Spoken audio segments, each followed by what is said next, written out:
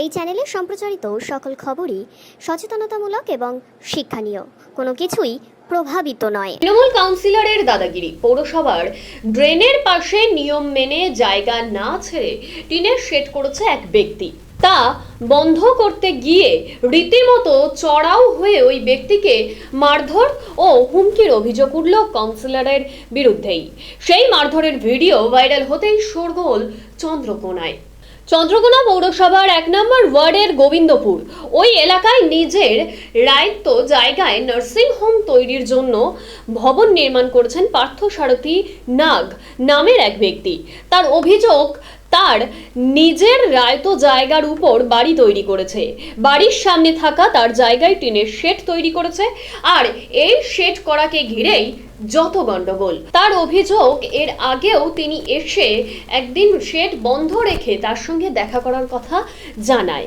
সরকারি ড্রেনের ধারে জায়গা না ছেড়ে শেড কেন করা হচ্ছে, এই নিয়েই কাউন্সিলর এসে কাজ বন্ধ করে দেয় এবং তার পরবর্তীতে যে গন্ডগোলের সৃষ্টি হয় সেই নিয়েই কিন্তু বর্তমানে পরিস্থিতি উত্তপ্ত হয়ে আছে। দেখুন সেই ছবি। ঘটনা বলতে আমি আমার ওখানে ওষুধ দোকান আছে গোবিন্দপুরে, আমার পাশে একটা আমার বাড়ি করেছি। ওই বাড়িতে আমি নার্সিংহোম টাইমেশনে করবো বলে আমি কনস্ট্রাকশনের কাজ করছি। কনস্ট্রাকশনের কাজ বলতে কিছুদিন আগে ড্রেন হয় পৌরসভার, দুদিকে কোনো পৌরসভার ড্রেনে মানে যে জায়গায় আমার খুলি দিয়ে আছে ওই জায়গার দিকে ওকে পাঁচিল টেনে দিয়েছে। কিন্তু আমি তখন বলেছিলাম যে ওই দিকে ড্রেন করছেন, তাহলে ড্রেন করলে ওইদিকে তো জলটা উপর দিকে নামবেই করো, পাশে তো পাঁচিল হয়ে গেছে। তখন বলছে সে বললে হবে না, আমার যেখানে ফাঁকা পাইছে সেখানে করো। আমি এটা করো। তা বলছে আপনি যখন করবেন তখন ওইখানে ওই আপনার লাস্ট বর্ডার থেকে ইট তুলে আপনি আমার পাঁচিল করে নেবেন।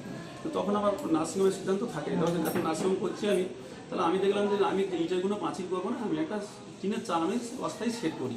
তাহলে সেটটা যথারীতি আমি সেট করেছি, সেট আমার হাত ছাড়া হয়ে গেছে কি, আমি ওই আমার নিজের জায়গার ভিতরে আমি সেটের চারটা এমনি লোড পার দিয়ে খুঁটি করেছি, অন্য কিছু না, যে কোনো পিলার গেড়েছি কোনো কিছু না।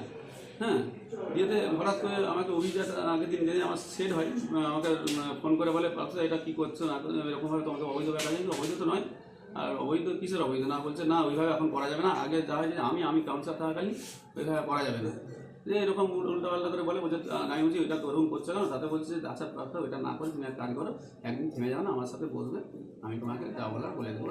মানে আমি বুঝতে পারলাম ওদের এবার একটা তোলাবাজি তো সিস্টেম আছে, সেই সিস্টেমে যাচ্ছি। আমি কিছু না উপেক্ষা করে আমি তারপর টিম সাইডে লেগেছে, আমার এসে যথারীতি একবারে মারতে যাবে, একবারে খান নামিয়ে কথা বলো, ইয়ার হুমকি, আমার ঘরে ভেঙে দেবে, জেসিপি দিয়ে ঘুরিয়ে দেবে, এরকম বিরাটভাবে আমার হুমকি দেয়।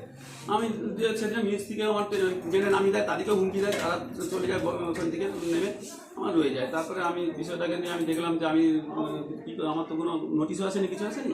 আমি সবাইকে জানালাম, চেয়ারম্যান সবাইকে জানাতে ওনারা বললেন যে আমাদের কাছে কোনো এখন কেউ জানায়নি।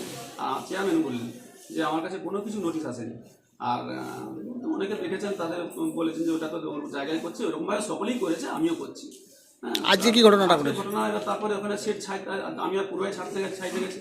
আমার কাছে যেহেতু কোনো পৌরসভা নোটিশ আসেনি, তো সেই সময় আমি একটু এমার্জেন্সি কাজে আমার একজন ডক্টর স্যারের বাবা মারা গেছেন, উনি কল করছিলেন, বেরিয়ে এসেছি। সে সময় দাদা ছিলেন। হ্যাঁ, দাদাকে যে দেখছি দাদা খুব খারাপ অবস্থায়, আমাকে লোকে ফোন করলো যে এরকম এসো, তোমার দাদাকে মারধর করছে। আমি ছুটে গেছি কোনো রকমে, যে এসেছি দাদা এরকম অবস্থা, দাদা মার খেয়ে এরকম বলতে পারছি। ওই ওয়ার্ডের কাউন্সিলর? হ্যাঁ, ওই ওয়ার্ডের কাউন্সিলর। আমি সহ্য করতে পারছি না। আপনার নাম? আমার নাম পার্থসারথী নাগ। আজকে আমাদের ওখানে একটা বাড়ি আছে চন্দ্রকোনা 1 নম্বর ওয়ার্ড গোবিন্দপুর।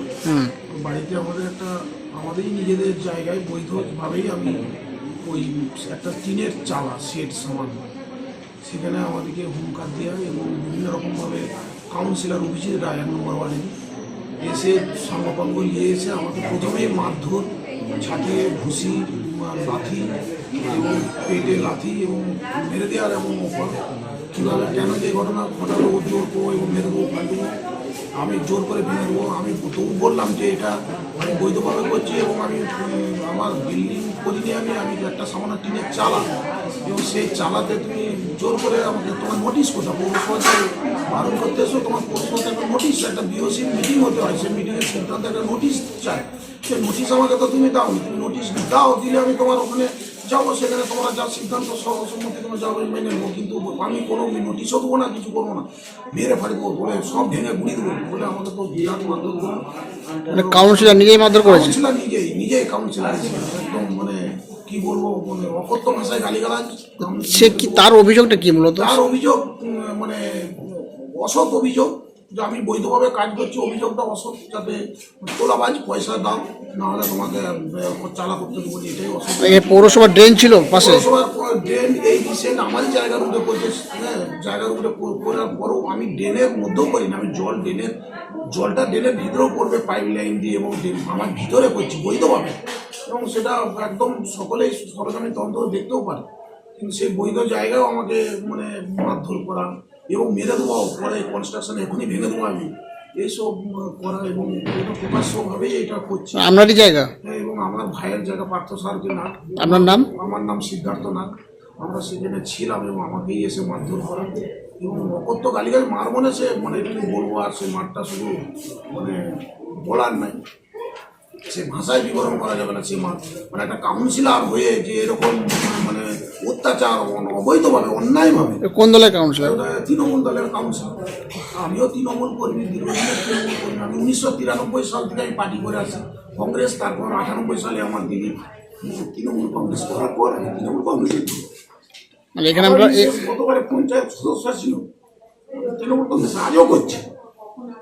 এখানে কি আপনারা ব্যবসা করেন বা বাড়ি করেছেন? ব্যবসা করে, আমার ওষুধ দোকান আছে এবং আমার একটা টিনের সেল হচ্ছে করছে। তো তার অভিযোগ যে আজকে হঠাৎ সেখানে আপনি গিয়ে কোনো নোটিশ ছাড়াই সেখানে গিয়ে তাকে মারধর করেন এবং তার উপরে চড়াও হন। কি ঘটনাটা ঘটেছিল, অ্যাকচুয়াল ঘটনাটা কি? মারধর এবং চড়া হওয়ার ঘটনাটি পুরোপুরিভাবেই মিথ্যা ঘটনা। এবং আমি প্রথম আজ থেকে 3 দিন আগে যখন অবৈধভাবে ওই ট্রাস্ট করে লোহার, আমি এলাকার মানুষের কাছে খবর পেয়ে আমি স্পটে যাই এবং তাকে শান্তিপূর্ণভাবেই, আমি ভদ্রভাবেই বলি, দাদা এই তোমার নির্মাণটা ঠিক হয়নি, তুমি পৌরসভার ইঞ্জিনিয়ারের কথা শুনে তার ইনস্ট্রাকশন নিয়ে সেইভাবে সঠিকভাবে তুমি কাজ করবে।